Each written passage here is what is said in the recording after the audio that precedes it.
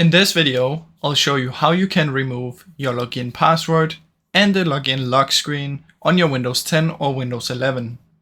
Now what you want to do is you want to come down here and search for sign in options, open up this one, and from in here what you want to do is find the require sign in, click on it and make sure you choose never.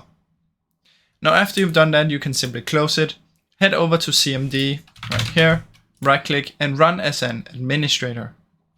In here we want to copy and paste this command. I'll put it in the description. So just paste it, press enter, and once you've done that, you can simply close it down.